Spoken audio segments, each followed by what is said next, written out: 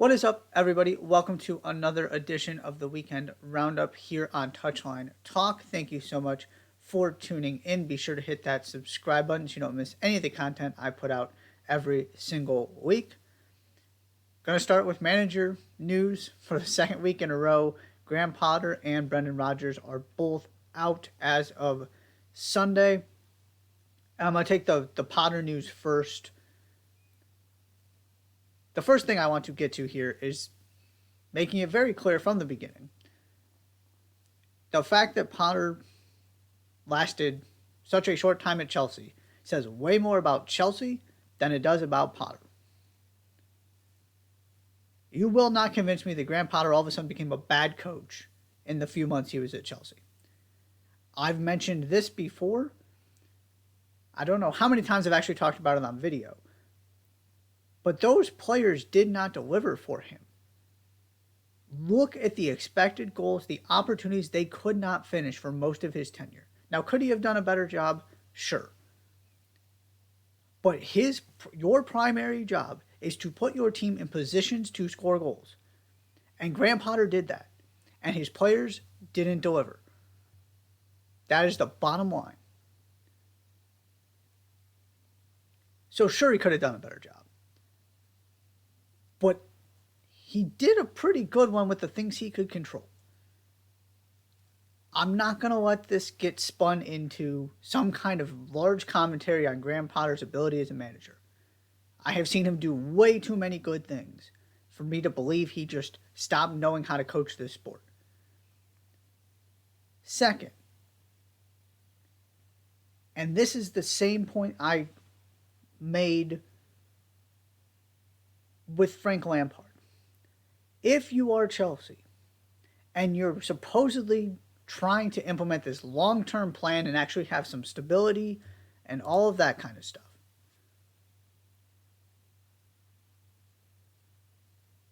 why are you firing a manager who has never been in a position like this one before after a few months or after a year? That is contradictory to what you are trying to do. And if you're not actually trying to have a long-term plan, we'll get to that next. Why are you hiring managers who have never been in this position before? And it applies even more to Lampard than it does Potter, because Potter's obviously been in the Premier League and has more managerial experience. But you have to let your manager fail if they've never been here before. If you want the immediate results, don't hire the guy who's never been in a position like this, who's never dealt with the pressure of Chelsea before. Don't go hire Mikel Arteta if you expect Mikel Arteta to turn Arsenal around immediately. Hire Mikel Arteta and then accept the fact that it's going to be rough for a little bit, and there's going to be some good and some bad, and he's going to learn, and you're going to get better over time. This was sold as Graham Potter is the guy to lead the project, and I'm all in on that. This was not a bad hire. It didn't work. That doesn't mean it was a bad hire. But he wasn't what they were evidently looking for, because, my final point, Todd Bowley's behaving the exact same way that Chelsea operated under Roman Abramovich. He's already fired 2 managers. They're spending money left and right. There seems to be no actual plan in place. Which goes back to my original point about why this says way more about Chelsea than it does Graham Potter. It is hard to succeed in that kind of environment when you just don't know what the plan is. And you only have so much control over the situation. And your roster is getting overhauled, Should he have done better? Sure. Am I surprised it was this bad? Yes. But the two things still stand true. This was the right hire in terms of what Chelsea were saying they were looking for. And Chelsea cannot just look at this and say this is Graham Potter's fault. Because if they do, they're going to be back here again really soon. This is about the structural issues that have not been addressed that any manager is not able to fix. I'm Brendan Rodgers. This probably would have happened right before the World Cup if Leicester hadn't gone on the run that they did. I think it was won 4 of 5 or something like that. And all of a sudden they went from being right in the relegation battle to looking actually okay in the table. after they had completely dug out of the terrible start that they had. And so you can't fire him at that point. And then the World Cup break, and then you goes right back to struggling again. Then they pick up a couple wins, and he was just kind of doing enough to stay afloat. But it always felt like it was kind of a question of how long can he keep this thing going. That he was managing for his job at multiple points this season. And at no point was there a lot of confidence that he was going to be able to fix this. Because that team is way too good, that squad is way too talented to be where they are. End of story. And yes, he's done some really good things for that club. He's taken them to some of the best seasons in club history, won him a trophy. It never appeared that he had the answers to fix this problem and that he really had the buy-in that he needed. And ultimately that falls on the manager. I would have made this move sooner. I understand why they didn't. But you're to a point now where this is untenable. Your Premier League future is officially on the line now. There is no talking yourself into, oh, we'll be okay, we're too good, we've got too much talent, there's too much time left. You are running out of time to fix this. So that move, it had to be made. There was just never an indication that he was going to get this thing going in the right direction. And the one that you could argue fell apart immediately when they got back from the World Cup break. They ended 2022 really well, and then it's just been downhill again from there. Like I said, I would have made this move sooner. I disagree with some of the ways he's handled the squad. It hasn't gotten that much better since the new center backs came in. It was time. And it was past time. And now Leicester's going to have to hope it wasn't too late and that it didn't cost them their Premier League status. Biggest game of the weekend, Der Klassiker, was not a very interesting game, but from a significant standpoint, nothing matched it. There's not too much to say here, other than this is why I was adamant that you can't consider this Dortmund's title to lose until they get past this game, because go look at what happens when they play in that stadium in the Bundesliga.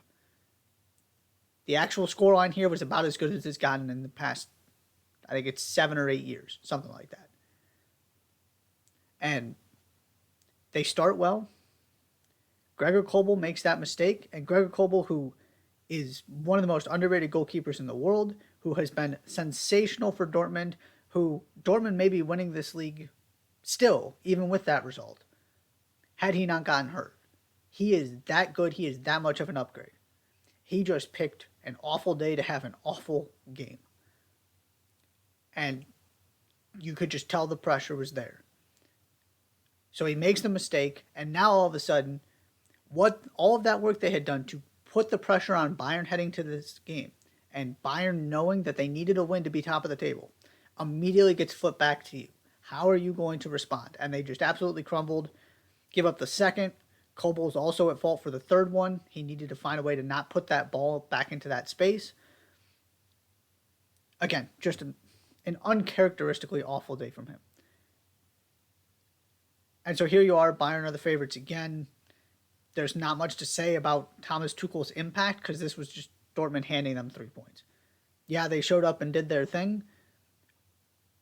But as usually happens in that stadium, once the first goal goes in, Dortmund just don't have an answer. And so now they got to hope that somebody else comes up with a big win against Bayern, that they pick up as many points as possible and find a way to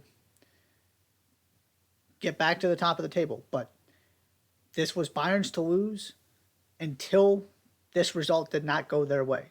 And it obviously did. It did in convincing fashion. And so they're the hands-on favorites to win the league. Yes, it's still 2 points. They got to take care of business. But this was the game. Maybe there's one more twist in the tail. But that's also assuming that Dortmund hold up their end of the bargain, even if Bayern drop enough points the rest of the way. 2 other games I want to mention real quickly. A couple of huge wins, one in Italy, one in England. AC Milan impressive win over Napoli. That's just not a scoreline you expect to see with what Napoli are doing this season. And it's big for AC Milan, too. Napoli, it doesn't matter. They're going to win the title. There's nothing to take away. But AC Milan, it's been a relatively poor season. You're fighting for top four. To get those 3 points in a game you didn't necessarily expect it, that confidence boost of beating that Napoli team, really, really big win for them. And then, of course, Newcastle. You can talk about, Casemiro. You can talk about Manchester United's poor form against anybody who's any good on the road. But ultimately, Newcastle were brilliant. Got to give them credit for that performance. And again, this 4 spot has been up for grabs. They drew all of those games. They have this thing where they just have these 0-0 draws. And so it prevented them from running away as Tottenham were trying to give it to them. And, but now they have started winning again. And then you get this win over United. You could see what it meant to the fans.